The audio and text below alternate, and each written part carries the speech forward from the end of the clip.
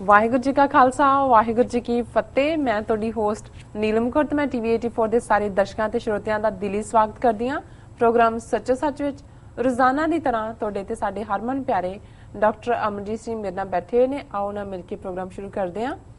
ਜੀ ਡਾਕਟਰ ਸਾਹਿਬ, welcome to our show. Thank you so much. ਜੀ ਡਾਕਟਰ ਸਾਹਿਬ, ਅੱਜ 4 ਸਤੰਬਰ 2015 19 ਪਾਦੂ ਨਾਨਕਸ਼ਾਹੀ ਸੰਮਤ 547 ਦਾ ਦਿਨ ਹੈ ਤੇ ਪ੍ਰੋਗਰਾਮ ਦੀ ਸ਼ੁਰੂਆਤ ਕਰਦੇ ਹਾਂ ਅੱਜ ਦੇ ਮੇਨ ਇਸ਼ੂਜ਼ ਨਾਲ। ਡਾਕਟਰ ਸਾਹਿਬ, ਅੱਜ ਇਸ ਹਫਤੇ ਦਾ ਅਖੀਰਲਾ ਪ੍ਰੋਗਰਾਮ ਹੈ ਜੀ ਔਰ 6 ਸਤੰਬਰ ਦਾ ਦਿਨ, ਜਿਸ ਦਿਨ ਦੇ ਨਾਲ ਸਾਡੇ ਮੌਜੂਦਾ ਇਤਿਹਾਸ ਜਿਹੜਾ 20ਵੀਂ ਸਦੀ ਤੋਂ ਜੇ ਅਸੀਂ ਕਾਊਂਟ ਕਰੀਏ ਉਸ ਦੇ ਦੋ ਵਿਸ਼ੇਸ਼ ਦਿਨ ਜੁੜੇ ਹੋਏ ਨੇ। ਅਸੀਂ ਇਸ ਪ੍ਰੋਗਰਾਮ 'ਚ ਉਹਨਾਂ ਦੋਨਾਂ ਹੀ ਮਹਾਨ ਸ਼ਖਸੀਅਤਾਂ ਨੂੰ ਜਿਹੜੇ ਸਾਡੇ ਸਿੱਖ ਇਤਿਹਾਸ ਦੇ ਵਿੱਚ ਇੱਕ ਉਸ ਰੋਲ ਮਾਡਲ ਦੇ ਹੱਕਦਾਰ ਨੇ ਜਿਹੜੇ ਨੂੰ ਅਸੀਂ ਅਜੇ ਤੱਕ ਵੀ ਦੇਣ ਤੋਂ ਇਨਕਾਰੀ ਹਾਂ, ਉਹ ਮੈਂ ਵੇਰਵੇ ਨਾਲ ਜ਼ਿਕਰ ਕਰਾਂਗਾ। ਸੋ ਅੱਜ ਦਾ ਦਿਨ ਹੈ ਕਿ 115 ਸਾਲ ਪਹਿਲੇ 115 ਈਅਰਸ ਐਗੋ 6 ਸਤੰਬਰ 1901 ਨੂੰ ਜਿਹੜਾ ਲਗਭਗ 114 ਸਾਲ ਪਹਿਲਾਂ ਭਾਈ ਦਿੱਤ ਸਿੰਘ ਜਿਹੜੇ ਮਹਾਨ ਚਿੰਤਕ, ਮਹਾਨ ਸਿੱਖ ਫਿਲਾਸਫਰ, ਸਿੰਘ ਸਭਾ ਲਹਿਰ ਦੇ ਬਾਨੀ ਔਰ ਜਿਨ੍ਹਾਂ ਨੇ ਜਿਵੇਂ ਕਿਸੇ ਸੁੱਤੇ ਨੂੰ ਜਗਾਇਆ ਜਾਂਦਾ ਹੈ ਇਵੇਂ ਉਹਨਾਂ ਨੇ ਸੁੱਤੀ ਕੌਮ ਨੂੰ ਝੰਜੋੜਿਆ, ਜਗਾਇਆ ਜੀ ਤੇ ਲਗਭਗ 51 ਸਾਲ ਦੀ ਉਮਰ ਭੋਗ ਕੇ ਅੱਜ ਦੇ ਦਿਨ 6 ਸਤੰਬਰ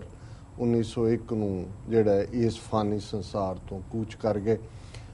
ਅਸੀਂ ਉਹਨਾਂ ਦੀ ਯਾਦ ਨੂੰ ਵੀ ਇਹ ਦਿਨ ਸਮਰਪਿਤ ਕਰਦੇ।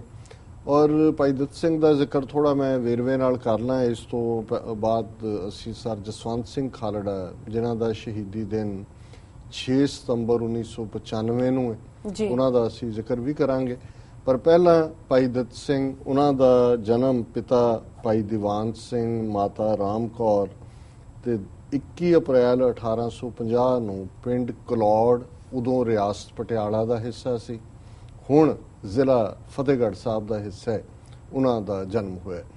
ਹੁਣ ਅਸੀਂ ਦੇਖਦੇ ਹਾਂ ਕਿ ਉਹ ਲਗਭਗ 1 ਸਾਲ ਬਾਅਦ ਸਿੱਖ ਰਾਜ ਜਾਣ ਦੇ ਪੈਦਾ ਹੋਏ ਔਰ ਜਿੱਥੇ ਉਹਨਾਂ ਦਾ ਜਨਮ ਹੋਇਆ ਉਹ ਹਿੱਸਾ ਬੇਸ਼ੱਕ ਸਿੱਖ ਰਾਜ ਦਾ ਹਿੱਸਾ ਨਹੀਂ ਸੀ, ਦੇਸੀ ਰਿਆਸਤਾਂ 1947 ਤੱਕ ਕਾਇਮ ਰਹੀਆਂ, ਪਰ ਮੈਂ ਸਿੱਖ ਰਾਜ ਨਾਲ ਉਹਨਾਂ ਦੇ ਜਨਮ ਨੂੰ ਜਾਂ ਉਸ ਤੋਂ ਬਾਅਦ ਉਹਨਾਂ ਨੇ ਕਿਵੇਂ ਆਪਣਾ 51 ਵਰ੍ਹਿਆਂ ਦਾ ਜੀਵਨ ਪੰਥ ਦੇ ਸਮਰਪਿਤ ਕੀਤਾ, ਗੱਲ ਇਸ ਲਈ ਕੀਤੀ ਹੈ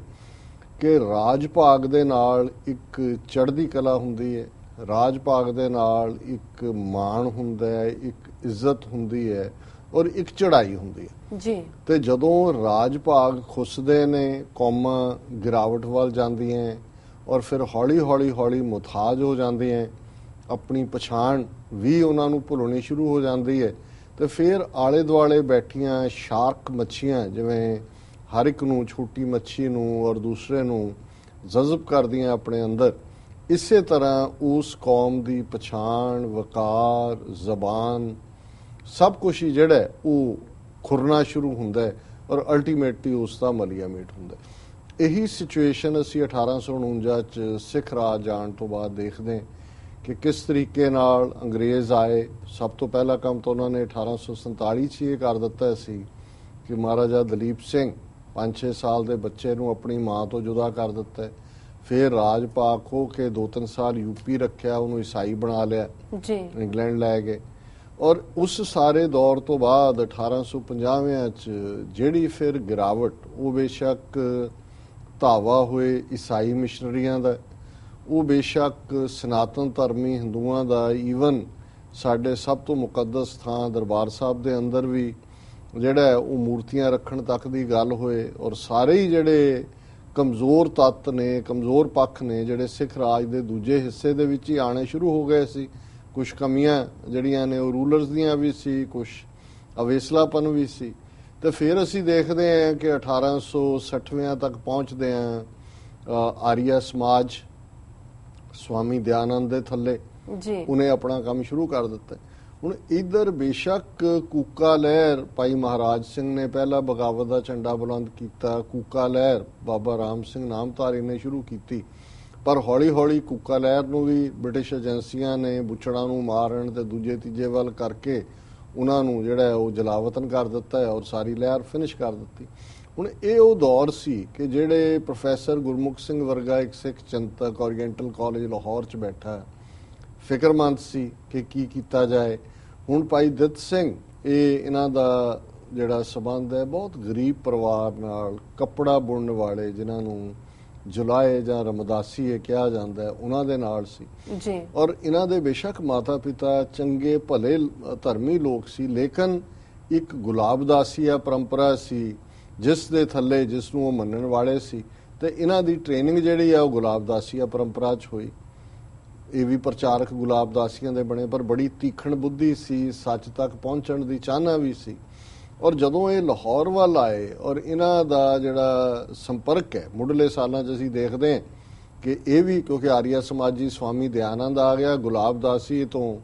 ਇਹ ਆਰੀਆ ਸਮਾਜ ਦੇ ਵੱਲ ਵੀ ਪ੍ਰਭਾਵਿਤ ਹੋਏ। ਕਿਉਂਕਿ ਮੁੱਢਲੇ ਸਾਲਾਂ 'ਚ ਜਿਵੇਂ ਹੁਣ ਵੀ ਕੁਝ ਸਿੱਖ ਜਿਹੜੇ ਕੁਝ ਤਾਂ ਬੇਈਮਾਨ ਨੇ ਵਿਕੇ ਹੋਏ, ਕੁਝ ਭੋਲੇ ਭਾਲੇ, ਉਹਨਾਂ ਨੂੰ ਲੱਗਦਾ ਜੀ RSS ਦਾ ਕੀ ਹੈ ਮਾੜਾ, ਦੇਖੋ ਜੀ ਨਿਆਣਿਆਂ ਨੂੰ ਇਹ ਤਾਂ ਸ਼ਾਖਾ ਦੇ ਵਿੱਚ ਖੇਡਾਂ ਸਿਖਾਉਂਦੇ ਨੇ, ਜਾਂ ਕਿਸੇ ਨੂੰ ਕਈ ਕਹਿਣਗੇ ਜੀ ਦੇਖੋ ਉਹ 2 ਹੀ ਦਿਨ ਮਨਾਉਂਦੇ ਨੇ ਆਪਣੇ ਸਾਲ, ਜਾਂ ਗੋਲਵਲਕਰ ਦਾ ਮਨਾਉਂਦੇ ਨੇ ਜਾਂ ਗੁਰੂ ਗੋਬਿੰਦ ਸਿੰਘ ਜੀ ਦਾ ਮਨਾਉਂਦੇ ਨੇ, ਇਹ ਵੀ ਜਿਹੜੇ ਨੇ ਸਾਡੇ ਵਾਂਗ ਹੀ ਨੇ। ਸੋ ਇਸੇ ਤਰ੍ਹਾਂ ਆਰੀਆ ਸਮਾਜ ਨੇ ਜਦੋਂ ਪੰਜਾਬ ਦੇ ਵਿੱਚ ਆਪਣਾ ਪਹਿਲਾ ਸੌਦਾ ਵੇਚਿਆ, ਉਹ ਮੂਰਤੀ ਪੂਜਾ ਦੇ ਖਿਲਾਫ ਸੀ ਜੀ, ਔਰਤਾਂ ਦੀ ਐਜੂਕੇਸ਼ਨ ਦੇ ਹੱਕ 'ਚ ਸੀ, ਜ਼ਾਤ ਪਾਤੀ ਸਿਸਟਮ ਨੂੰ ਵੀ ਬੜਾਵਾ ਨਹੀਂ ਸੀ ਦਿੰਦੇ, ਕਿਸੇ ਹੱਦ ਤੱਕ ਅੰਗਰੇਜ਼ਾਂ ਦੇ ਵੀ ਖਿਲਾਫ ਸੀ। ਹੁਣ ਇਹ ਸਾਰੀਆਂ ਹੀ ਚੀਜ਼ਾਂ ਸਿੱਖਾਂ ਨੂੰ ਲੱਗਦੀਆਂ ਸੀ ਵੀ ਇਹ ਤਾਂ ਸਾਰੇ ਸਾਡੇ ਧਰਮ ਦਾ ਹਿੱਸਾ ਹੀ ਨੇ, ਔਰ ਇਸ ਲਈ ਇੱਕ ਵੱਡੀ ਗਿਣਤੀ ਦੇ ਵਿੱਚ ਜਿਹੜੇ ਕੁਝ ਲਰਨਡ ਲੋਕ ਸੀ ਉਹ ਆਰੀਆ ਸਮਾਜ ਵੱਲ ਗਏ। ਭਾਈ ਦਿੱਤ ਸਿੰਘ ਵੀ ਆਰੀਆ ਸਮਾਜ 'ਚ ਜਿਹੜੇ ਨੇ ਉਹ ਚਲੇ ਗਏ ਜਾਂ ਉਹਨਾਂ ਦਾ ਹਿੱਸਾ ਬਣੇ, ਭਾਈ ਜਵਾਹਰ ਸਿੰਘ ਵੀ ਬਣੇ। ਪਰ ਬਹੁਤ ਜਲਦੀ ਜਦੋਂ ਦਿਆਨੰਦ ਦਾ ਅਸਲੀ ਚਿਹਰਾ ਸਾਹਮਣੇ ਆਇਆ, ਉਸ ਨੇ ਸਤਿਆਰਥ ਪ੍ਰਕਾਸ਼ ਕਿਤਾਬ ਲਿਖੀ, ਗੁਰੂ ਨਾਨਕ ਸਾਹਿਬ ਬਾਰੇ, ਸਿੱਖ ਗੁਰੂਆਂ ਬਾਰੇ ਊਲ ਜਲੂਲ ਲਿਖਿਆ ਜੀ, ਫਿਰ ਇਹਨਾਂ ਦੀ ਆਤਮਾ ਨੂੰ ਇੱਕ ਝਟਕਾ ਲੱਗਿਆ ਕਿ ਵੀ ਇਹ ਕਿਹਨਾਂ ਦੇ ਨਾਲ ਅਸੀਂ ਰਲੇ ਹੋਏ। ਔਰ ਇਹ ਉਹ ਸਮਾਂ ਸੀ ਕਿ ਭਾਈ ਸਾਹਿਬ ਪ੍ਰੋਫੈਸਰ ਗੁਰਮੁਖ ਸਿੰਘ ਹੋਰਾਂ ਦੇ ਸੰਪਰਕ 'ਚ ਆਏ। ਫਿਰ ਉਸ ਨੇ ਜੀਵਨ ਦਾ ਕਾਇਆ ਕਲਪ ਕਰ ਦਿੱਤਾ। ਕਾਇਆ ਕਲਪ ਹੁੰਦਾ ਬਿਲਕੁਲ ਨਵੇਂ ਸਿਰਿਓਂ ਜਿਵੇਂ ਸ਼ਖਸੀਅਤ ਘੜੀ ਗਈ। ਨਤੀਜੇ ਦੇ ਤੌਰ ਤੇ ਫਿਰ ਜੋ ਕੰਮ ਭਾਈ ਦਿੱਤ ਸਿੰਘ ਹੋਰਾਂ ਨੇ ਤਕਰੀਰ ਔਰ ਤਹਿਰੀਰ ਜੀ ਆਪਣੀ ਲਿਖਤ ਔਰ ਆਪਣੇ ਭਾਸ਼ਣ ਨਾਲ ਕੀਤਾ, ਉਹ ਵੱਡੀਆਂ ਵੱਡੀਆਂ ਇੰਸਟੀਟਿਊਸ਼ਨਸ, ਵੱਡੇ ਵੱਡੇ ਅਦਾਰੇ ਸ਼ਾਇਦ ਨਾ ਕਰ ਸਕਦੇ। ਉਹਨਾਂ ਦੀ ਜ਼ਬਾਨ ਦੇ ਵਿੱਚ ਇੱਕ ਖਿੱਚ ਸੀ, ਲੋਕ ਦੂਰੋਂ ਦੂਰੋਂ ਉਹਨਾਂ ਦੇ ਲੈਕਚਰ ਸੁਣਨ ਆਉਂਦੇ ਸੀ। ਉਹਨਾਂ ਦੀ ਲਿਖਤ ਦੇ ਵਿੱਚ ਉਹਨਾਂ ਨੇ ਬੜੇ ਸਧਾਰਨ ਅੰਦਾਜ਼ 'ਚ, ਨਾਟਕੀ ਅੰਦਾਜ਼ 'ਚ ਕੁਝ ਪੁਸਤਕਾਂ ਲਿਖ ਕੇ ਸਿੱਖਾਂ ਨੂੰ ਝੰਜੋੜਿਆ ਕਿ ਭਾਈ ਤੁਸੀਂ ਕੀ ਸੀ, ਸਿੱਖੀ ਕੀ ਹੈ, ਤੇ ਤੁਸੀਂ ਗੁੱਗਿਆਂ ਦੀ ਪੂਜਾ, ਮੂਰਤੀਆਂ ਦੀ ਪੂਜਾ, ਕਬਰਾਂ ਦੀ ਪੂਜਾ, ਜ਼ਾਤ ਪਾਤੀ ਸਿਸਟਮ, ਸਨਾਤਨੀਆਂ ਦਾ ਜਿਹੜਾ ਪ੍ਰਭਾਵ, ਇਹ ਕਿਵੇਂ ਤੁਸੀਂ ਇਹ ਸਾਰੇ ਕਰ ਰਹੇ ਹੋ। ਔਰ ਭਾਈ ਸਾਹਿਬ ਨੇ ਇਹ ਸਾਰੇ ਸਮੇਂ 'ਚ ਲਗਭਗ 52 ਪੁਸਤਕਾਂ ਜਿਹੜੀਆਂ ਨੇ ਉਹ ਲਿਖੀਆਂ, ਜਿਨ੍ਹਾਂ ਦੇ ਵਿੱਚ ਪ੍ਰਮੁੱਖ ਤੌਰ ਤੇ ਜਿਹੜੀਆਂ ਉਹਨਾਂ ਦੀਆਂ ਲਿਖਤਾਂ ਨੇ ਗੁਰੂ ਨਾਨਕ ਪ੍ਰਬੋਧ, ਗੁਰੂ ਅਰਜਨ ਚਰਿੱਤਰ, ਦੰਭ ਵਿਦਾਰਨ, ਦੁਰਗਾ ਪ੍ਰਬੋਧ, ਪੰਥ ਪ੍ਰਬੋਧ, ਰਾਜ ਪ੍ਰਬੋਧ। ਔਰ ਫਿਰ ਉਹਨਾਂ ਨੇ ਜਿਸ ਆਰੀਆ ਸਮਾਜ ਦਾ ਪ੍ਰਭਾਵ ਕਬੂਲ ਕੇ ਆਰੀਆ ਸਮਾਜੀ ਬਣੇ ਸੀ, ਦਿਆਨੰਦ ਨੂੰ ਚੈਲੰਜ ਕੀਤਾ ਕਿ ਵੀ ਮੇਰੇ ਨਾਲ ਤੂੰ ਡਾਇਲੌਗ ਕਰ। ਔਰ ਸ਼ਾਲੀਮਾਰ ਬਾਗ ਲਾਹੌਰ ਦੇ ਵਿੱਚ ਜਿਹੜਾ ਡਾਇਲੌਗ, ਜਿਹੜਾ ਉਹਨਾਂ ਦਾ ਬਹਿਸ ਔਰ ਵਿਚਾਰ ਹੋਇਆ, ਉਹਦੇ 'ਚ ਦਿਆਨੰਦ ਦੇ ਕੋਲ ਸਵਾਲਾਂ ਦੇ ਜਵਾਬ ਨਹੀਂ ਸੀ। ਉਹ ਵੀ ਉਹਨਾਂ ਨੇ ਇੱਕ ਮੇਰਾ ਤੇ ਸਾਧੂ ਦਿਆਨੰਦ ਦਾ ਸੰਵਾਦ ਇਸ ਹੈਡਿੰਗ ਦੇ ਥੱਲੇ ਛਾਪਿਆ। ਔਰ ਇਸ ਤੋਂ ਇਲਾਵਾ ਉਹਨਾਂ ਨੇ ਪ੍ਰਾਚੀਨ ਸਿੱਖ ਇਤਿਹਾਸ ਦੇ ਸ਼ਹੀਦਾਂ ਸੰਬੰਧੀ ਕਿਤਾਬਚੇ ਲਿਖੇ, ਜਿਨ੍ਹਾਂ 'ਚ ਸ਼ਹੀਦ ਭਾਈ ਤਾਰਾ ਸਿੰਘ ਵਾਂ, ਭਾਈ ਸੁਬੇਗ ਸਿੰਘ, ਭਾਈ ਮਤਾਬ ਸਿੰਘ ਮੀਰਾਂ ਕੋਟੀਆ, ਭਾਈ ਤਾਰੂ ਸਿੰਘ ਆਦਿ ਸ਼ਾਮਲ ਨੇ। ਹੁਣ ਇਹ ਜਿਹੜਾ ਇਹਨਾਂ ਦਾ ਸਫ਼ਰ ਸੀ, ਇਹ ਸੌਖਾ ਸਫ਼ਰ ਨਹੀਂ ਸੀ। ਔਰ ਮੈਂ ਹਮੇਸ਼ਾ ਹੀ ਭਾਈ ਦਿੱਤ ਸਿੰਘ ਨੂੰ ਆਪਣੇ ਰੋਲ ਮਾਡਲ ਨਾਇਕ ਦੇ ਤੌਰ ਤੇ ਦੇਖਦਾ, ਕਿਉਂਕਿ ਉਹਨਾਂ ਦਾ ਸੰਬੰਧ ਦਲਿਤ ਵਰਗ ਨਾਲ ਸੀ, ਤੇ ਜਿਹੜੇ ਉੱਚੀਆਂ ਜਾਤਾਂ ਦੇ ਅਭਿਮਾਨ ਵਾਲੇ ਪੁਜਾਰੀ ਔਰ ਦੂਸਰੇ ਲੋਕ, ਉਹ ਕਈ ਵਾਰ ਜਦੋਂ ਸਟੇਜ ਤੇ ਬੈਠੇ ਹੁੰਦੇ ਸੀ ਤੇ ਉੱਤੇ ਲਿਆ ਕੇ ਮਹਾਰਾਜ ਦੇ ਸਰੂਪ ਦੇ ਕੋਲ ਦੇਗ ਨਹੀਂ ਸੀ ਰੱਖਦੇ। ਉਹਨਾਂ ਲਈ ਇੱਕ ਮਾੜਾ ਜਾਤੀ ਸੂਚਕ ਸ਼ਬਦ ਵਰਤ ਕੇ ਕਿ ਇਹ ਬੈਠਾ, ਇਹ ਪਿੱਟ ਜਾਏਗੀ। ਲੇਕਿਨ ਇਸ ਸਭ ਨੂੰ ਸਹਿੰਦੇ ਹੋਇਆ, ਔਰ ਜਿਵੇਂ ਭਾਈ ਸਾਹਿਬ ਦੀ ਨਿੱਜੀ ਜ਼ਿੰਦਗੀ 'ਚ ਵੀ ਉਹਨਾਂ ਦਾ ਬੇਟਾ ਡਾਕਟਰ ਭਗਵੰਤ ਸਿੰਘ, ਵਿਦਿਆਵੰਤ ਕੌਰ ਉਹਨਾਂ ਦੀ ਡਾਟਰ, ਉਹਨਾਂ ਦੇ ਜਿਉਂਦੇ ਜੀ ਦੋਨੋਂ ਹੀ ਬਹੁਤ ਜਿਹੜੇ ਨੇ ਤੀਖਣ ਬੁੱਧੀ ਸੀ, ਉਹਨਾਂ ਦੇ ਜਿਉਂਦੇ ਜੀ ਦੋਵੇਂ ਚੜ੍ਹਾਈ ਕਰ ਗਏ ਜੀ। ਲੇਕਿਨ ਉਹਨਾਂ ਦਾ ਸਿਦਕ ਨਹੀਂ ਡੋਲਿਆ, ਉਹਨਾਂ ਦਾ ਵਿਸ਼ਵਾਸ ਕਾਇਮ ਰਿਹਾ। 52 ਪੁਸਤਕਾਂ ਉਹਨਾਂ ਨੇ ਝੋਲੀ ਪਾਈਆਂ ਪੰਥ ਦੀਆਂ, ਖਾਲਸਾ ਅਖਬਾਰ ਰਾਹੀਂ, ਔਰ ਉਹਨਾਂ ਦੇ ਉੱਤੇ ਜਿੰਨੇ ਬੇਦੀ ਸੋਢੀ ਬਾਬੇ ਸਾਰੇ ਜਿਹੜੇ ਨੇ ਉਹ ਖਫਾ ਰਹਿੰਦੇ ਸੀ ਕਿ ਅਦਾਲਤਾਂ 'ਚ ਲੈ ਗਏ, ਕਿਉਂਕਿ ਇਹ ਗੁਰੂ ਗ੍ਰੰਥ ਸਾਹਿਬ ਦੀ ਹਜ਼ੂਰੀ 'ਚ ਕਿਸੇ ਨੂੰ ਗਦੇਲੇ ਨਹੀਂ ਸੀ ਲਾਉਣ ਦਿੰਦੇ, ਦੂਜਾ ਨਹੀਂ ਵੀ ਸਭ ਬਰਾਬਰੀ ਹੈ। ਸੋ ਮੈਂ ਸਮਾਂ ਸੀਮਾ ਨੂੰ ਦੇਖਦੇ ਹਾਂ, ਬਹੁਤ ਹੋਰ ਵੇਰਵੇ 'ਚ ਨਹੀਂ ਜਾਵਾਂਗਾ। ਦੋ ਛੋਟੇ ਕਵਿਤ ਮੈਂ ਚੁਣੇ ਨੇ ਇਹ ਦੱਸਣ ਦੇ ਲਈ ਕਿ ਕਿੰਨੀ ਵੱਡੀ ਕਾਰਗੁਜ਼ਾਰੀ ਭਾਈ ਸਾਹਿਬ ਦੀ ਸੀ। ਔਰ ਜਦੋਂ ਸਿੰਘ ਸਭਾ ਲਹਿਰ ਜਿਹਨੇ ਥਾਂ ਥਾਂ ਤੇ ਚੇਤਨਾ ਪੈਦਾ ਕੀਤੀ, ਖਾਲਸਾ ਸਕੂਲ ਖੁੱਲੇ, ਫਿਰ ਸਭ ਤੋਂ ਵੱਡੀ ਪ੍ਰਾਪਤੀ ਜਿਹੜੀ ਇਹਦੇ 'ਚ ਸੀ ਕਿ 1892-93 'ਚ ਪ੍ਰੋਫੈਸਰ ਗੁਰਮੁਖ ਸਿੰਘ ਔਰ ਭਾਈ ਦਿੱਤ ਸਿੰਘ ਔਰਾਂ ਦੇ ਯਤਨ ਨਾਲ ਖਾਲਸਾ ਕਾਲਜ ਅੰਮ੍ਰਿਤਸਰ ਹੋਂਦ ਦੇ ਵਿੱਚ ਆਇਆ ਜੀ। ਔਰ ਸਦੀ ਦੇ ਅੰਤ ਤੱਕ ਪਹੁੰਚਦੇ ਆ ਪ੍ਰੋਫੈਸਰ ਗੁਰਮੁਖ ਸਿੰਘ ਚੜ੍ਹਾਈ ਕਰ ਗਏ, 1801 ਚ ਭਾਈ ਦਿੱਤ ਸਿੰਘ ਚੜ੍ਹਾਈ ਕਰ ਗਏ। ਪਰ ਉਦੋਂ ਤੱਕ ਇਸ ਸਿੰਘ ਸਭਾ ਲਹਿਰ ਦੇ ਵਿੱਚ ਭਾਈ ਸਾਹਿਬ, ਭਾਈ ਵੀਰ ਸਿੰਘ, ਭਾਈ ਕਾਹਨ ਸਿੰਘ ਨਾਭਾ, ਜਿਨ੍ਹਾਂ ਨੇ 1898-99 ਦੇ ਵਿੱਚ ਫਿਰ ਕਿਤਾਬ ਲਿਖੀ ਹਮ ਹਿੰਦੂ ਨਹੀਂ। ਔਰ ਇਹ ਬਹੁਤਿਆਂ ਨੂੰ ਲੱਗਦਾ ਵੀ ਇਹ ਟਾਈਟਲ ਕਿਉਂ ਹੈ, ਪੰਜਾਬੀ 'ਚ ਕਿਉਂ ਨਹੀਂ ਕਿਹਾ ਜੀ ਅਸੀਂ ਹਿੰਦੂ ਨਹੀਂ। ਇਹ ਉਹਨਾਂ ਜ਼ਮਾਨਿਆਂ 'ਚ ਇੰਨਾ ਹਿੰਦੂਆਂ ਦਾ, ਸਨਾਤਨ ਧਰਮੀਆਂ ਦਾ ਪ੍ਰਭਾਵ ਸੀ ਕਿ ਇੱਕ ਉਹਨਾਂ ਦੇ ਪ੍ਰਮੁੱਖ ਸਿੱਖ ਲਿਖਾਰੀ ਨੇ ਕਿਤਾਬ ਲਿਖੀ ਹਮ ਹਿੰਦੂ ਹੈ,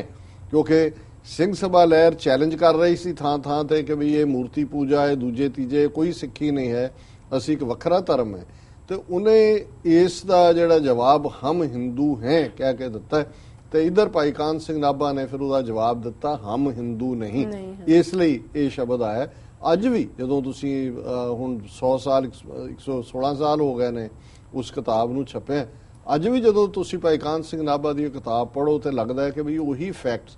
ਅੱਜ ਵੀ ਜਿਹੜਾ ਵੱਡਾ ਹਿੱਸਾ ਸਿੱਖਾਂ ਦਾ ਜੰਤਰ ਮੰਤਰ ਤੰਤਰ ਜਿਸ ਕਿਸਮ ਦੇ ਸਾਰੇ ਹਿੰਦੂਤਵੀ ਪ੍ਰਭਾਵਾਂ ਨੂੰ ਕਬੂਲ ਰਿਹਾ, ਵੀ ਪੂਰੀ ਇੱਕ ਸਦੀ ਘੁੰਮਣ ਤੋਂ ਬਾਅਦ ਅਸੀਂ ਫੇਰ ਉਸੇ ਹੀ ਚੈਲੰਜ ਦੇ ਸਾਹਮਣੇ ਖੜੇ ਹਾਂ, ਆਰਐਸਐਸ ਔਰ ਦੂਜਾ ਸਿੱਖੀ ਨੂੰ ਨਿਗਲਣਾ ਚਾਹੁੰਦੇ। ਔਰ ਇਹ ਸਾਰੀ ਜਿਹੜੀ ਦੇਣ ਹੈ ਸਿੰਘ ਸਭਾ ਲਹਿਰ ਦੀ, ਸਭ ਤੋਂ strong pillar professor Gurmukh Singh, ਭਾਈ ਦਿੱਤ ਸਿੰਘ ਔਰ ਉਹਨਾਂ ਦੇ ਚੜ੍ਹਾਈ ਕਰਨ ਦੇ ਉੱਤੇ ਕਵੀ ਰਾਜ ਗੁਰਬਖਸ਼ ਸਿੰਘ ਰੋਪੜ ਜ਼ਿਲ੍ਹੇ ਦੇ ਰਹਿਣ ਵਾਲੇ ਹੋਏ ਨੇ। ਉਹਨਾਂ ਨੇ ਉਹਨਾਂ ਨੂੰ ਟ੍ਰਿਬਿਊਟ ਦਿੱਤੀ, ਜਿਸ ਦਾ ਨਾਮ ਲੈਂਦਿਆਂ ਦਿਲ ਵਿੱਚ ਜੋਸ਼ ਉੱਠੇ, ਨਿਭ ਜਾਏ ਧੌਣ ਵੱਡੇ ਵੱਡੇ ਅਭਿਮਾਨੀ ਦੀ, ਸੁੱਤੀ ਕੂਕ ਪਈ ਕੌਮ ਆਣ ਕੇ ਜਗਾਈ ਜਿਸ, ਅੱਜ ਤੱਕ ਧੁੰਮ ਪਈ ਹੋਈ ਜਿਸ ਦੀ ਕਾਨੀ ਦੀ ਕਲਮ ਦੀ। ਜੀ ਕੌਣ ਐਸਾ ਵੀਰ ਜਿਸ ਭਰਮ ਲੀਰੋ ਲੀਰ ਕੀਤੇ, ਆਈ ਯਾਦ ਅੱਜ ਉਸ ਸਿੰਘ ਸਭਾ ਦੇ ਬਾਨੀ ਦੀ, ਭਾਵੇਂ ਪਾਈ ਨਾ ਕਦਰ ਉਹਦੀ ਸਿੱਖ ਕੌਮ ਨੇ ਹੈ, ਭਾਸੇ ਅੱਜ ਲੋੜ ਫੇਰ ਦਿੱਤ ਸਿੰਘ ਗਿਆਨੀ ਦੀ। ਕਿਉਂਕਿ ਅਸੀਂ ਵੀ ਹਮੇਸ਼ਾ ਜਿਉਂਦੇ ਜੀ ਤਾਂ ਰੋਲਦੇ ਹੀ ਆ, ਤੇ ਨਾਲ ਇਹ ਵੀ ਕਹੀ ਜਾਵਾਂਗੇ ਸ਼ਾਹ ਮੁਹੰਮਦ ਦਾ ਇੱਕ ਸਰਕਾਰ ਬਾਜੋਂ ਫੌਜਾਂ ਜਿੱਤ ਕੇ ਅੰਤ ਨੂੰ ਹਾਰੀਆਂ ਨੇ, ਪਰ ਅਸੀਂ ਆਪਣੇ ਵਿਦਵਾਨਾਂ ਨੂੰ, ਲਿਖਾਰੀਆਂ ਨੂੰ, ਫਕੀਰਾਂ ਵਾਂਗ ਕੌਮ ਲਈ ਜਿਹੜੇ ਵਿਚਰਨ ਵਾਲੇ ਨੇ ਉਹਨਾਂ ਨੂੰ ਹਮੇਸ਼ਾ ਹੀ, ਜੇ ਭਾਈ ਦਿੱਤ ਸਿੰਘ ਜ਼ਾਤ ਅਪਮਾਨ ਦਾ ਸ਼ਿਕਾਰ ਰਹੇ, ਉਹਨਾਂ ਜ਼ਾਤ ਅਪਮਾਨੀਆਂ ਨੇ ਉਹਨਾਂ ਨੂੰ ਰੋਲਿਆ, ਪੂੰਜੀਪਤੀ ਜਾਂ ਦੂਜੇ ਕੁਝ ਨੂੰ ਛੱਡ ਕੇ ਉਹ ਜਿਹੜੇ ਨੇ ਉਹ ਸਮਝਦੇ ਸੀ ਕਿ ਜੀ ਇਹ ਤਾਂ ਜਿਸ ਰਸਤੇ ਤੇ ਨੇ ਇਹ ਤਾਂ ਟਕਰਾਅ ਦਾ ਰਸਤਾ ਹੈ। ਔਰ ਈਵਨ ਭਾਈ ਕਾਹਨ ਸਿੰਘ ਨਾਭਾ ਵੀ, ਨਾਭੇ ਦਾ ਰਾਜਾ ਨਾਰਾਜ਼ ਹੋ ਗਿਆ ਜੀ ਤੁਸੀਂ ਹਮ ਹਿੰਦੂ ਨਹੀਂ ਕਿਉਂ ਲਿਖ ਦਿੱਤੀ। ਔਰ ਦੂਸਰੀ ਟ੍ਰਿਬਿਊਟ ਮੈਂ ਸਮਝਦਾ ਜਿਹੜੇ ਜਿਨ੍ਹਾਂ ਨੂੰ ਅਸੀਂ ਪੰਜਾਬੀ ਸਾਹਿਤ ਦਾ ਜਾਂ ਪੰਜਾਬ ਦਾ 6ਵਾਂ ਦਰਿਆ ਸਾਹਿਤ ਦੇ ਹਵਾਲੇ ਨਾਲ ਕਹਿੰਦੇ ਹਾਂ, ਭਾਈ ਵੀਰ ਸਿੰਘ ਬਹੁਤ ਵੱਡੀ ਸ਼ਖਸੀਅਤ ਨੇ, ਉਹਨਾਂ ਨੇ ਜਿਹੜੀ ਉਹਨਾਂ ਨੂੰ ਟ੍ਰਿਬਿਊਟ ਦਿੱਤੀ, ਉਹਨਾਂ ਨੇ ਕਿਹਾ ਜਾਗੋ ਜਾਗੋ ਜੀ ਦਿੱਤ ਸਿੰਘ ਪਿਆਰੇ, ਕੌਮ ਬੈਠੀ ਸਿਰਹਾਣੇ ਜਗਾਵੇ, ਕਿਉਂ ਕੀਤੀ ਨੀਂਦ ਪਿਆਰੀ, ਕਿਉਂ ਜਾਗ ਤੁਹਾਨੂੰ ਨਾ ਆਵੇ, ਕਦੀ ਕੌਮ ਜਗਾਈ ਸੀ ਤੈਨੇ ਹਾਂ, ਲੰਮੇ ਕੱਢ ਕੱਢ ਵੈਣ ਤੇ ਹਾਵੇ, ਜਗਾ ਕੇ ਕੌਮ ਭੁਲੱਕੜ ਆਪ ਸੌ ਗਏ ਹੋ ਬੇਦਾਵੇ। ਸੋ ਅਸੀਂ ਇਸ ਮਹਾਨ ਚਿੰਤਕ ਦਾਰਸ਼ਨਕ ਔਰ ਜਿਨ੍ਹਾਂ ਨੇ ਸਿੰਘ ਸਭਾ ਲਹਿਰ ਰਾਹੀਂ ਕੌਮ ਦੇ ਵਿੱਚ ਇੱਕ ਨਵੀਂ ਰੂਪ ਫੂਕੀ,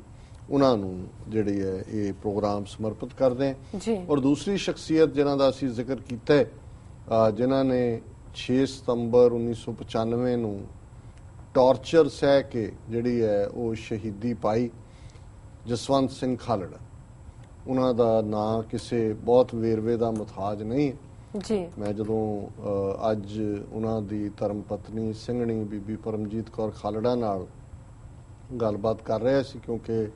ਉਹਨਾਂ ਦੀ ਯਾਦ ਵਿੱਚ ਸਮਾਗਮ 6 ਸਤੰਬਰ ਨੂੰ ਅੰਮ੍ਰਿਤਸਰ 'ਚ ਰੱਖਿਆ।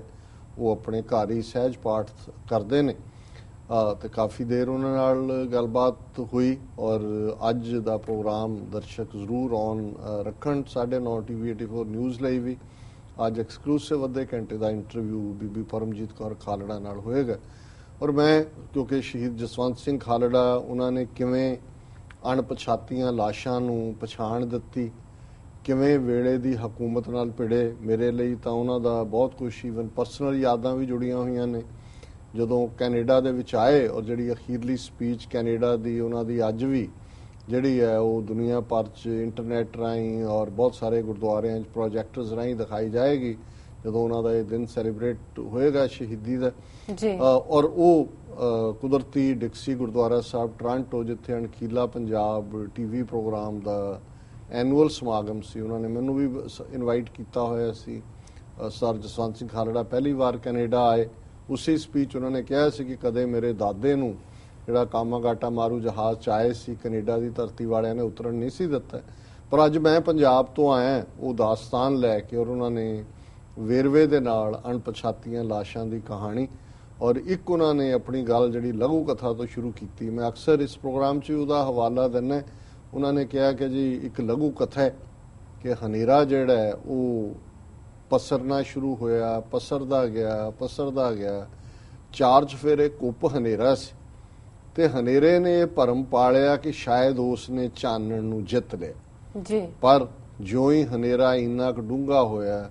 ਦੂਰ ਇੱਕ ਪਿੰਡ ਦੀ ਝੁੱਗੀ ਵਿੱਚ ਇੱਕ ਨਿੱਕਾ ਜਿਹਾ ਦੀਵਾ ਟਿਮਟਮਾਣ ਲੱਗਾ ਔਰ ਉਸ ਨੇ ਹਨੇਰੇ ਨੂੰ ਚੈਲੰਜ ਕੀਤਾ। ਔਰ ਦੇਖਦਿਆਂ ਹੀ ਦੇਖਦਿਆਂ ਫਿਰ ਕਈ ਝੁੱਗੀਆਂ ਦੇ ਵਿੱਚ ਉਹ ਦੀਵੇ ਜਗੇ ਔਰ ਇਹ ਭਰਮ ਹਨੇਰੇ ਦਾ ਟੁੱਟ ਗਿਆ ਕਿ ਉਸ ਨੇ ਚਾਨਣ ਨੂੰ ਮਿਟਾ ਦਿੱਤਾ ਹੈ, ਚਾਨਣ ਨੂੰ ਮੁਕਾ ਦਿੱਤਾ ਹੈ। ਉਹ ਕਿਹਾ ਹਨੇਰਾ ਪਸਰ ਸਕਦਾ ਹੈ ਪਰ ਅਲਟੀਮੇਟਲੀ ਚਾਨਣ ਨੂੰ ਮਿਟਾ ਨਹੀਂ ਸਕਦਾ। ਸੋ ਇਸ ਦਾਸਤਾਨ ਨਾਲ ਜਿੱਥੇ ਉਹਨਾਂ ਨੇ ਅਣਖੀਲਾ ਪੰਜਾਬ ਦਾ ਕੰਮ ਸੀ ਉਹਨੂੰ ਸਰਾਇਆ, ਉੱਥੇ ਉਹਨਾਂ ਨੇ ਫਿਰ ਆਪਣੀ ਜਿਹੜੀ ਦਾਸਤਾਨ ਕਿ ਕਿਵੇਂ ਉਹਨਾਂ ਨੇ ਇਸ ਭੇਤ ਨੂੰ ਲੱਭਿਆ, ਅਣਪਛਾਤੀਆਂ ਲਾਸ਼ਾਂ ਦੀ ਗੱਲ, ਕਿਵੇਂ ਉਹਨਾਂ ਨੇ 3 ਸ਼ਮਸ਼ਾਨ ਘਾਟ, ਦੁਰਗਿਆਣਾ ਮੰਦਿਰ, ਪੱਟੀ ਔਰ ਤਰਨਤਾਰਨ, ਲਗਭਗ 2500 ਦੇ ਕਰੀਬ ਜਿਹੜੀਆਂ ਅਣਪਛਾਤੀਆਂ ਲਾਸ਼ਾਂ 2 ਸਾਲ ਦੇ ਸਮੇਂ 'ਚ, ਔਰ ਕਿਵੇਂ ਉਹਦਾ ਅੰਦਾਜ਼ਾ ਉਹਨਾਂ ਨੇ ਜਿਹੜੀਆਂ ਲੱਕੜੀਆਂ ਦਿੱਤੀਆਂ ਜਾਂਦੀਆਂ ਨੇ ਕਿ ਵੀ ਇਹ ਅਣਪਛਾਤੀ ਹੈ ਜਾਂ ਅਨਕਲੇਮਡ ਹੈ, ਉਹਦੇ ਰਿਕਾਰਡ 'ਚੋਂ ਲੱਭਿਆ। ਔਰ ਉਹਨਾਂ ਨੇ ਕਿਹਾ ਕਿ ਭਾਈ ਜੇ ਇਹ ਲਾਈਏ 20 ਜ਼ਿਲ੍ਹੇ ਸਨ ਉਸ ਵੇਲੇ ਵੀ 25000 ਅਣਪਛਾਤੀਆਂ ਲਾਸ਼ਾਂ, ਚੰਗੇ ਪੱਲੇ ਮੁੰਡੇ, ਉਹਨਾਂ ਦੇ ਵਿੱਚ ਈਵਨ ਮਾਤਾ ਭਾਈ ਪਰਮਜੀਤ ਸਿੰਘ ਪੰਜਵੜ ਦੀ ਮਾਤਾ, ਉਸ ਦੇ ਵਿੱਚ ਜਿਹੜਾ ਕਿੰਨੇ ਹੀ ਉਹ ਯੋਧੇ ਜਿਹੜੇ ਨੇ ਉਹ ਸ਼ਹੀਦ ਕੀਤੇ ਗਏ ਜਿਹੜੇ ਸਨ, ਉਹਨਾਂ ਨੂੰ ਅਣਪਛਾਤੀਆਂ ਲਾਸ਼ਾਂ ਬਣਾਇਆ। ਔਰ ਜਦੋਂ ਉਹਨਾਂ ਨੇ ਇਹ ਵੇਰਵੇ, ਉਦੋਂ ਪੰਜਾਬ ਹਿਊਮਨ ਰਾਈਟਸ ਆਰਗੇਨਾਈਜੇਸ਼ਨ ਜਿਹੜਾ ਅਕਾਲੀ ਦਲ ਦਾ ਵਿੰਗ ਸੀ ਉਹਦੇ ਉਹ ਜਨਰਲ ਸੈਕਟਰੀ ਸਨ ਔਰ ਉਹਨਾਂ ਨੂੰ ਫਿਰ ਧਮਕੀਆਂ ਮਿਲਣੀਆਂ। ਉਹਨਾਂ ਨੇ ਇੱਕ ਪੈਟੀਸ਼ਨ ਪੰਜਾਬ ਹਰਿਆਣਾ ਹਾਈ ਕੋਰਟ 'ਚ ਕੀਤੀ ਔਰ ਉਹ ਪੈਟੀਸ਼ਨ ਜਿਹੜੀ ਹੈ ਉਸ ਦਾ ਪੈਟੀਸ਼ਨ ਨੰਬਰ 900 1995 'ਚ ਕੀਤੀ, ਅਣਪਛਾਤੀਆਂ ਲਾਸ਼ਾਂ ਦੀ ਗੱਲ। ਔਰ ਹਾਈ ਕੋਰਟ ਨੇ ਥੋੜੀ ਦੇਰ ਸੁਣਵਾਈ ਤੋਂ ਬਾਅਦ ਕਿਹਾ ਜੀ ਇਹ ਕੋਈ ਖਾਲੜਾ ਰਿਸ਼ਤੇਦਾਰ ਤਾਂ ਨਹੀਂ ਹੈ, ਨਾਲੇ ਇਹ ਗੱਲ ਸਪਸ਼ਟ ਨਹੀਂ ਹੈ ਵੀ ਕੀ ਹੈ, ਇਸ ਲਈ ਇਹਨੂੰ ਉਹਨਾਂ ਨੇ ਪੈਟੀਸ਼ਨ ਨੂੰ ਹੀ ਬਾਹਰ ਸੁੱਟ ਦਿੱਤਾ ਹੈ। ਔਰ ਉਹਦੀ ਅਪੀਲ ਉਹਨਾਂ ਨੇ ਸੁਪਰੀਮ ਕੋਰਟ ਦੇ ਵਿੱਚ ਕੀਤੀ। ਔਰ ਇਸ ਸਾਰੀ ਲੜਾਈ ਨੂੰ ਜਦੋਂ ਸੁਪਰੀਮ ਕੋਰਟ ਦੇ ਵਿੱਚ ਪੈਟੀਸ਼ਨ ਸੀ, ਉਹਨਾਂ ਨੇ ਕੈਨੇਡਾ ਦੇ ਵਿੱਚ ਉਹ ਦਾਸਤਾਨ ਸੁਣਾਈ ਔਰ ਉਹਨਾਂ ਨੇ ਉਸ ਦੀਵਾਨ ਦੇ ਵਿੱਚ ਵੀ ਕਿਹਾ ਸੀ ਕਿ ਅਜੀਤ ਸਿੰਘ ਸੰਧੂ SP ਜਿਹਨੇ ਬਾਅਦ 'ਚ ਉਹਨਾਂ ਨੂੰ ਕਬੀਰ ਪਾਰਕ ਵਿਚਲੇ ਉਹਨਾਂ ਦੇ ਘਰ ਤੋਂ ਚੁੱਕ ਕੇ ਔਰ ਟਾਰਚਰ ਕਰਕੇ ਸ਼ਹੀਦ ਕੀਤਾ, ਉਹਨੇ ਕਿਹਾ ਵੀ ਖਾਲੜੇ ਤੂੰ 25000 ਅਣਪਛਾਤੀਆਂ ਲਾਸ਼ਾਂ ਦੀ ਗੱਲ ਕਰਦੇ, ਜੇ 25000 ਇੱਕ ਵੀ ਹੋ ਗਈ ਤਾਂ ਕੋਈ ਬਹੁਤਾ ਫਰਕ ਨਹੀਂ ਪਏਗਾ। ਔਰ ਸੱਚਮੁੱਚ ਹੀ ਸਰ ਜਸਵੰਤ ਸਿੰਘ ਖਾਲੜਾ ਇੱਕ ਅਣਪਛਾਤੀ ਲਾਸ਼ ਬਣਾ ਦਿੱਤੇ ਗਏ। ਔਰ ਉਹਨਾਂ ਦੀ ਬੇਟੀ ਨਵਕਿਰਨ ਕੌਰ ਨੇ, ਮੈਨੂੰ ਯਾਦ ਹੈ ਕਿ ਪਿਛਲੇ ਦਿਨਾਂ ਜਦੋਂ ਸਟਾਕਟਨ ਦੇ ਖਾਲਸਾ ਸਾਜਨਾ ਦਿਵਸ ਨਾਲ ਸੰਬੰਧਿਤ ਨਗਰ ਕੀਰਤਨ ਸੀ, ਉਹਦੇ 'ਚ ਉਹਨਾਂ ਨੇ ਕਿਹਾ ਸੀ, ਉਹਨਾਂ ਨੇ ਕਿਹਾ ਜੀ ਵੀ ਮੈਂ ਇੰਨਾ ਕਹਿ ਸਕਦੀ ਹਾਂ ਕਿ ਮੇਰੇ ਪਿਤਾ ਨੇ ਆਪਣੀ ਸ਼ਹਾਦਤ ਦੇ ਕੇ ਅਣਪਛਾਤੀਆਂ ਲਾਸ਼ਾਂ ਨੂੰ ਪਛਾਣ ਦਿੱਤੀ। ਔਰ ਇਹ ਕੋਈ ਛੋਟੀ ਗੱਲ ਨਹੀਂ ਹੈ ਕਿ ਕਿਵੇਂ ਉਹ ਕੇਸ ਫਿਰ ਸੁਪਰੀਮ ਕੋਰਟ ਤੱਕ ਗਿਆ, ਅੰਤਰਰਾਸ਼ਟਰੀ ਦਬਾਅ ਬਣਿਆ, justice Kuldeep Singh supreme court ਦੀ ਜਿਹੜੇ ਬੈਂਚ ਤੇ ਬੈਠੇ, ਸੀਬੀਆਈ ਇਨਕੁਆਰੀ ਮਾਰਕ ਹੋਈ, ਸੀਬੀਆਈ ਨੇ ਵੀ ਅਲਟੀਮੇਟਲੀ ਜਿਹੜੀ ਰਿਪੋਰਟ ਦਿੱਤੀ 874 ਅਣਪਛਾਤੀਆਂ ਲਾਸ਼ਾਂ ਬਣਾ ਦਿੱਤੀਆਂ ਸੀ, ਜਿਹੜੀ ਚੰਗੇ ਭਲੇ ਜਿਨ੍ਹਾਂ ਦੀ ਪਛਾਣ ਹੈ ਉਹਨਾਂ ਦਾ ਵੇਰਵਾ ਦਿੱਤਾ। ਹਾਲਾਂ ਉਹ ਰਿਪੋਰਟ ਅੱਜ ਵੀ ਕੌਨਫੀਡੈਂਸ਼ੀਅਲ ਹੈ। ਔਰ ਇਸ ਸਾਰੇ ਨੂੰ ਦੇਖਦੇ ਆ ਫਿਰ ਜਸਟਿਸ ਕੁਲਦੀਪ ਸਿੰਘ ਨੇ ਕਿਹਾ ਸੀ ਸੁਪਰੀਮ ਕੋਰਟ ਕਿ it's worst than the genocide ਜੀ, ਕਿ ਇਹ ਜੋ ਕੁਝ ਵਾਪਰਿਆ ਇਹ ਨਸਲਕੁਸ਼ੀ ਤੋਂ ਵੀ ਬਦਤਰ ਹੈ। ਔਰ ਅਸੀਂ ਸਮਝਦੇ ਹਾਂ ਕਿ ਬੇਸ਼ੱਕ ਸਰਦਾਰ ਖਾਲੜਾ ਤਾਂ ਆਪਣੀ ਪੁਗਾ ਗਏ, ਪਰ ਮੈਂ ਅਕਸਰ ਜਦੋਂ ਸਿੰਘਣੀਆਂ ਦੀ ਬਹਾਦਰੀ ਦੀ ਗੱਲ ਕਰਦਾ ਜਾਂ ਅੱਜ ਦੇ ਦੌਰ 'ਚ ਵੀ ਸਾਡੀਆਂ ਭੈਣਾਂ ਨੇ, ਮਾਤਾਵਾਂ ਨੇ, ਸਿੰਘਣੀਆਂ ਨੇ, ਬੇਟੀਆਂ ਨੇ ਕਿੰਨਾ ਯੋਗਦਾਨ ਪਾਇਆ, ਬੀਬੀ ਪਰਮਜੀਤ ਕੌਰ ਖਾਲੜਾ ਉਹਦਾ ਸਬੂਤ ਨੇ। ਜਦੋਂ ਸਰਦਾਰ ਖਾਲੜਾ ਨੂੰ ਚੁੱਕ ਕੇ ਘਰੋਂ ਟਾਰਚਰ ਕਰਕੇ ਸ਼ਹੀਦ ਕੀਤਾ ਗਿਆ, ਉਹਨਾਂ ਦੇ 2 ਛੋਟੇ ਬੱਚੇ ਸਨ, ਕਿੰਨਾ ਔਖਾ ਸਾਡਾ ਇਹ ਮਰਦ ਪ੍ਰਧਾਨ ਸਮਾਜ। ਉਹਨਾਂ ਨੇ ਇੱਕ ਪਾਸੇ ਜਿੱਥੇ ਬੱਚਿਆਂ ਨੂੰ ਬਹੁਤ ਚੰਗੀ ਉਹੀ ਸਿੱਖੀ ਦੀ ਗੁੜਤੀ 'ਚ ਪਰਵਿਸ਼ ਦਿੱਤੀ, ਉੱਥੇ ਉਹਨਾਂ ਨੇ ਲੱਕ ਬੰਨ੍ਹ ਕੇ ਜਿਹੜਾ ਕੰਮ ਸਰਦਾਰ ਜਸਵੰਤ ਸਿੰਘ ਖਾਲੜਾ ਨੇ ਸ਼ੁਰੂ ਕੀਤਾ ਸੀ, ਉਹਨਾਂ ਨੇ ਖਾਲੜਾ ਮਿਸ਼ਨ ਆਰਗੇਨਾਈਜੇਸ਼ਨ ਦੇ ਥੱਲੇ ਉਸ ਕੰਮ ਨੂੰ ਜਾਰੀ ਰੱਖਿਆ, ਉਸ ਲੜਾਈ ਨੂੰ ਵੀ ਲੜਿਆ ਅਦਾਲਤੀ। ਔਰ ਜਦੋਂ ਬਾਹਰ ਵੀ ਆਉਂਦੇ ਨੇ ਕੈਨੇਡਾ, ਅਮਰੀਕਾ 'ਚ, ਅੱਜ ਵੀ ਜਦੋਂ ਮੇਰੀ ਉਹਨਾਂ ਦੇ ਨਾਲ ਗੱਲ ਹੋਈ, ਬੇਸ਼ੱਕ ਉਹ ਤਿਆਰੀ ਦੇ ਵਿੱਚ ਰੁੱਝੇ ਹੋਏ ਸਨ ਐਤਵਾਰ ਦੇ ਸਮਾਗਮ ਦੇ, ਪਰ ਇੱਕ ਗੱਲ ਮੈਂ ਜ਼ਰੂਰ ਮਹਿਸੂਸ ਵੀ ਕੀਤੀ, ਔਰ ਮੈਂ ਬੇਸ਼ੱਕ ਸਮਾਗਮ ਰੱਖਿਆ, ਬਹੁਤ ਸਾਰੇ ਹੋਰ ਵੀ ਉੱਥੇ ਬੁਲਾਰੇ ਆਣਗੇ, ਪਰ ਕੀ ਜਦੋਂ ਸਰ ਜਸਵੰਤ ਸਿੰਘ ਖਾਲੜਾ ਵਰਗਿਆਂ ਨੇ ਆਪਣਾ ਜੀਵਨ ਦਿੱਤਾ ਔਰ ਉਸ ਤਕਰੀਰ ਦੇ ਵਿੱਚ ਵੀ ਜਦੋਂ ਸ਼ਹੀਦ ਨੂੰ ਬਿਆਨਦੇ ਨੇ, ਸੰਕਲਪ ਹੈ, ਕੋਈ ਖੌਫ ਨਹੀਂ, ਔਰ ਇੰਨੀ ਇਸ ਕਿਸਮ ਦੀ ਸ਼ਖਸੀਅਤ ਜਿਹਨੂੰ ਪਤਾ ਹੈ ਵੀ ਇਸ ਰਸਤੇ ਤੇ ਤੁਰਦੇ ਆ ਅਲਟੀਮੇਟਲੀ ਕੀ ਹੋਏਗਾ ਜੀ। ਅੱਜ ਸਿਰਫ ਇਹ ਪਰਿਵਾਰਾਂ ਦਾ ਹੀ ਜ਼ਿੰਮੇ ਰਹਿ ਗਿਆ ਵੀ ਉਹ ਉਹਨਾਂ ਦੀ ਸਾਲਾਨਾ ਯਾਦ ਮਨਾਉਣ ਜਾਂ ਉਹਨਾਂ ਦੀਆਂ ਸ਼ਹੀਦੀ ਬਰਸੀਆਂ ਮਨਾਉਣ, ਕੌਮ ਕਿੱਥੇ ਜੀ। ਬਿਲਕੁਲ ਹੁਣ ਇਹੋ ਜਿਹੇ ਸਮਾਗਮ, ਔਰ ਜਸਵੰਤ ਸਿੰਘ ਖਾਲੜਾ ਮਨੁੱਖੀ ਹੱਕਾਂ ਦਾ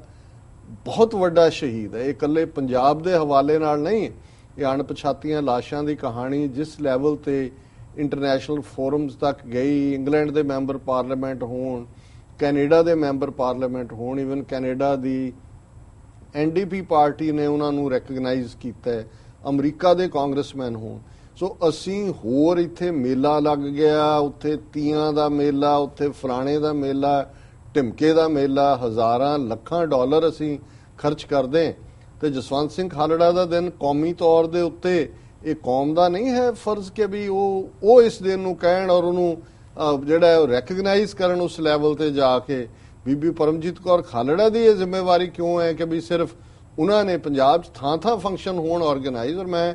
ਸਮਝਦਾ ਹਾਂ ਵੀ ਚਲੋ ਇੰਨਾ ਕੁ ਅਕਾਲ ਤਖਤ ਸਾਹਿਬ ਤੇ ਭਾਵੇਂ ਕੋਈ ਸ਼੍ਰੋਮਣੀ ਕਮੇਟੀ ਪ੍ਰਧਾਨ ਨਹੀਂ ਉੱਥੇ ਪਹੁੰਚਦਾ, ਕੋਈ ਬਾਦਲ ਜਾਂ ਕੋਈ ਲੀਡਰ ਨਹੀਂ ਪਹੁੰਚਦਾ, ਪਰ ਇੱਕ ਪਰੰਪਰਾ ਤੇ ਸੈੱਟ ਹੈ ਵੀ ਜਿੰਦੇ ਸੁੱਖੇ ਦੀ ਸ਼ਹਾਦਤ, ਭਾਈ ਦਿਲਾਵਰ ਸਿੰਘ ਦਾ ਸ਼ਹੀਦੀ ਦਿਨ, ਭਾਈ ਬੇਅੰਤ ਸਿੰਘ ਸਤਵੰਤ ਸਿੰਘ ਦਾ ਐਸਟੈਬਲਿਸ਼ ਹੋਇਆ, ਪਰ ਸਰਦਾਰ ਜਸਵੰਤ ਸਿੰਘ ਖਾਲੜਾ ਜਿਨ੍ਹਾਂ ਨੇ ਕੋਈ ਵਾਇਲੈਂਸ ਦਾ ਚ ਹਿੱਸਾ ਨਹੀਂ ਲਿਆ, ਐਕਸਕਲੂਸਿਵ ਮਨੁੱਖੀ ਹੱਕਾਂ ਦੇ ਉਹ ਸ਼ਹੀਦ ਨੇ। ਉਹਨਾਂ ਠੀਕ ਹੈ ਥਾਂ ਤੇ ਸਮਾਗਮ ਹੋਣਗੇ, ਮੈਂ ਵੀ ਕੈਲੀਫੋਰਨੀਆ ਜਾਣਾ ਹੈ, ਪਾਰਟਿਸਿਪੇਸ਼ਨ ਹੋਏਗੀ, ਲੇਕਿਨ ਕੁੱਲ ਮਿਲਾ ਕੇ ਮੈਂ ਸਮਝਦਾ ਵੀ ਜਿਸ ਲੈਵਲ ਦੇ ਉੱਤੇ ਅਸੀਂ ਇਸ ਮਹਾਨ ਯੋਧੇ ਨੂੰ, ਮਨੁੱਖੀ ਹੱਕਾਂ ਦੇ ਲੰਬਰਦਾਰ ਨੂੰ ਹਾਈਲਾਈਟ ਕਰ ਸਕਦੇ ਸੀ, ਅਸੀਂ ਆਪਣੇ ਫਰਜ਼ ਤੋਂ ਭਗੌੜੇ। ਸੋ ਅੱਜ ਦਾ ਇਹ ਜਿਹੜਾ ਦਿਨ ਹੈ, ਦੋਨੋਂ ਹੀ ਦਿਨ 6 ਸਤੰਬਰ ਨੂੰ ਜਿਹੜੀਆਂ ਸਾਡੇ ਇਤਿਹਾਸ ਦੀਆਂ ਇਹ 2 ਅਹਿਮ ਸ਼ਖਸੀਅਤਾਂ ਨੇ ਆਪਣਾ ਜੀਵਨ ਪੰਥ ਦੇ ਸਮਰਪਿਤ ਕੀਤਾ ਜੀ, ਉਹਨਾਂ ਨੂੰ ਅਸੀਂ ਸਮਰਪਣ ਕਰਦੇ ਜੀ। ਡਾਕਟਰ ਸਾਹਿਬ ਤੁਹਾਡਾ ਬਹੁਤ ਬਹੁਤ ਸ਼ੁਕਰੀਆ। ਇਸ ਨਾਲ ਲੈਣੇ ਆ ਬ੍ਰੇਕ। ਵਿਊਅਰਸ ਤੁਸੀਂ ਨਾਲ ਇਸ ਤਰ੍ਹਾਂ ਬਣੇ ਰਹੋ, ਮਿਲਦੇ ਆ ਆਫਟਰ ਦਿਸ।